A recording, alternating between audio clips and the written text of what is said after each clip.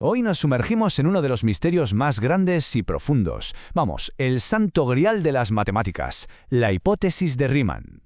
Y sí, antes de meternos en faena, hay que saber que resolverlo no solo asegura un hueco en los libros de historia. No, también viene con un pequeño extra. Esto de aquí, $1.000.000. Poca broma, es el premio que ofrece el Instituto Clay de Matemáticas.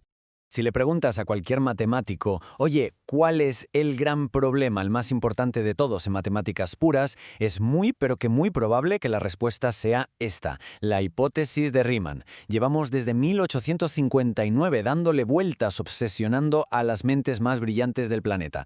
Pero a ver, ¿de qué va todo esto en realidad? Perfecto, pues vamos al lío. Para entender la hipótesis tenemos que viajar un poco más atrás en el tiempo. Porque la historia, en realidad, no empieza con Riemann. Empieza con un enigma mucho más antiguo, el de los números primos. A ver, los números primos. Se les llama los átomos de la aritmética, y la verdad es que la analogía es perfecta. Son como los ladrillos Lego con los que se construye todo el universo de los números. Cualquier otro número que se nos ocurra, o es primo, o se puede construir multiplicando primos de una forma única. Son, literalmente, la base de todo. Pero claro, aquí es donde empieza lo bueno, el misterio. Porque aunque su concepto es súper simple, los primos son unos rebeldes. Son impredecibles. Sabemos que hay infinitos, eso está claro. Pero ¿cuándo aparecen? Ni idea. No siguen ningún patrón fácil. A veces nos encontramos dos juntitos y otras veces hay que recorrer distancias enormes para encontrar el siguiente. Es como un caos, un desorden aparente que lleva siglos volviendo locos a los matemáticos. Y en medio de este caos aparece nuestro protagonista, Bernhard Riemann. Estamos en 1859 y a este genio se le ocurre una idea revolucionaria: crear una herramienta, una especie de mapa, para navegar por este territorio salvaje de los primos. Un verdadero mapa del tesoro matemático. Y esa herramienta es la famosa función Z de Riemann. A ver, no nos vamos a engañar, la fórmula es para echar a correr, pero la idea de fondo es brillante, es como un traductor universal. Por un lado está el mundo de los primos, que va a saltos, 2, 3, 5, 7. Y por otro, el análisis complejo, un mundo continuo, suave.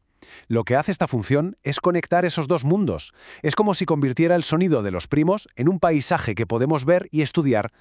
Y esto es más o menos el paisaje que dibuja, este mapa. Las zonas más oscuras, en azul, son como los puntos más bajos del terreno, los valles. Son los lugares donde la función vale 0. Y atención, porque estos puntos, estos ceros, van a ser la clave de absolutamente todo.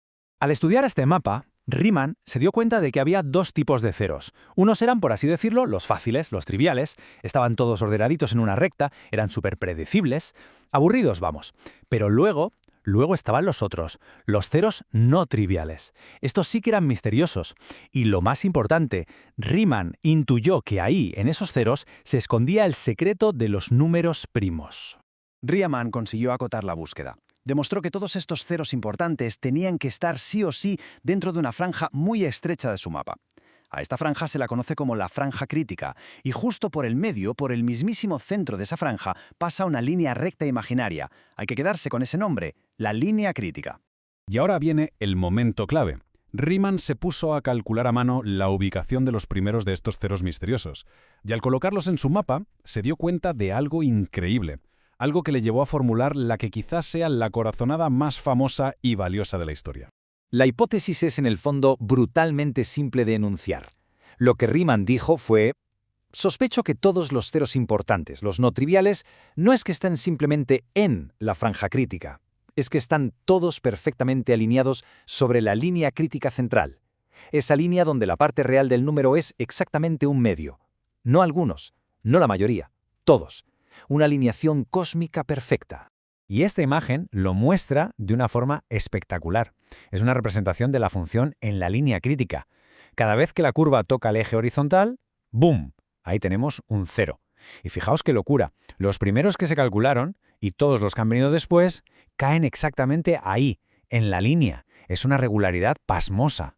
Pero lo más fascinante de todo es que el propio Riemann lo dejó por escrito. Dijo algo así como: es muy probable. ¡Muy probable! No tenía una demostración rigurosa. Fue una intuición, una corazonada basada en los primeros cálculos. Vio un patrón y se lanzó a la piscina. Y esa intuición, esa corazonada, lleva más de 160 años en pie, desafiando a todo el mundo. Vale. Un montón de puntos alineados en un mapa matemático. Muy bonito, sí. Pero, ¿y qué? ¿Por qué todo este drama? ¿Por qué es tan importante este problema? Creo que nadie lo ha expresado mejor que el gran David Hilbert, uno de los matemáticos más influyentes de la historia. A principios del siglo XX dijo que si pudiera despertar dentro de 500 años, lo primero que preguntaría sería ¿alguien ha demostrado ya la hipótesis de Riemann? Eso nos da una idea de la magnitud del asunto. Sabía que aquí se jugaba el futuro de las matemáticas. Pues porque si la hipótesis es cierta, todo cambia. Significaría que el aparente caos de los números primos es una ilusión, que en realidad siguen un orden increíblemente preciso, una especie de música cósmica. Los ceros de la función z serían como las notas que dictan la melodía de los primos. Y esto no es solo poesía matemática, ¿eh? Tiene implicaciones muy reales. Por ejemplo, gran parte de la seguridad de Internet se basa en que los primos son difíciles de predecir. Si de repente tuviéramos un mapa exacto de su distribución, bueno, las cosas podrían cambiar mucho. Y claro, con tanto en juego, la búsqueda de una prueba se ha convertido en una auténtica odisea. Una búsqueda que dura ya más de siglo y medio y que ha implicado a generaciones de matemáticos. Se han dado pasos, por supuesto. Ya en 1914, G.H. Hardy demostró que hay infinitos ceros en la línea. ¡Infinitos! Pero cuidado, eso no es suficiente. Que haya infinitos no significa que estén todos. Podría haber uno por ahí perdido. Luego llegaron los ordenadores y la cosa se disparó. Empezamos a comprobar ceros a una velocidad de vértigo. Mirad este número, 10 billones, con B. A día de hoy hemos comprobado con ordenadores los primeros 10 billones de ceros.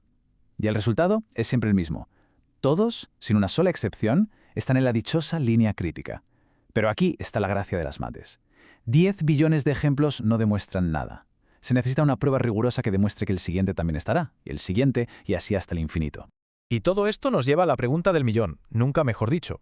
Llevamos todo el rato hablando de qué pasaría si es cierta. Pero, ¿y si no lo es? ¿Qué pasa si mañana alguien encuentra un cero, solo uno, que se ha salido de la línea? Pues aquí viene lo más alucinante de todo. La intuición moderna nos dice que si la hipótesis resultara ser falsa, no significaría que los primos son un caos total. Todo lo contrario.